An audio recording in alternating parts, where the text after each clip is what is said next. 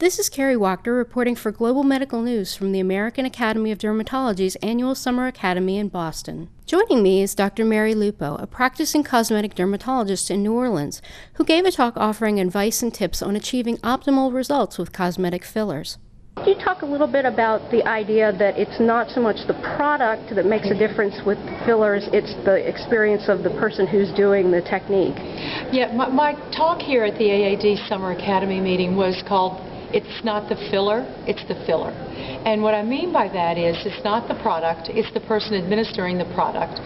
And the judgment and the experience and the body of knowledge that we have as dermatologists that affords us the understanding of skin and anatomy to be able to get the best results from any product that you use. There are a lot of good products out there, and in fact in my own practice I actually use every FDA approved product, but I pride myself on understanding the specific nuances of each product to better understand which one to use in which person. Some examples would include the age of the patient. For example, an older patient will typically require a more robust fill and need more volumetric change to their appearance. They'll also need to have some other procedures done to complement the benefit of the fillers. They may need laser and light-based therapies, chemical peels, or other adjunctive treatments. Another consideration should be the actual defect to be corrected. We use different products in etched lines than we do in folds. And when you have redundant folds, you need to use a more robust and more structural product. I think the technique needs to be changed depending on the area to be injected. And one always needs to remember that if there's a fold, it's important to look at the area superior to the fold. And if you augment and enhance that area, then often the fold itself will not need as much fill material. So these are some of the examples of the variables that a good dermatologist takes into account when they are doing the informed consent with the patient. It's important to identify perhaps which patients might be at risk for complications.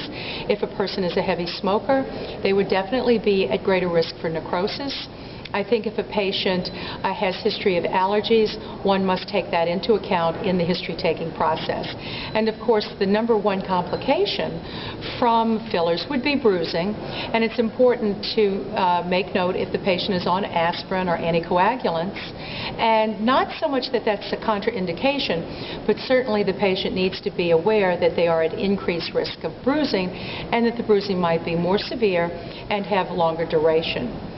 Other things that need to be taken into account is the timetable for the patient, whether or not any social downtime is acceptable, because some fillers cause more swelling and bruising.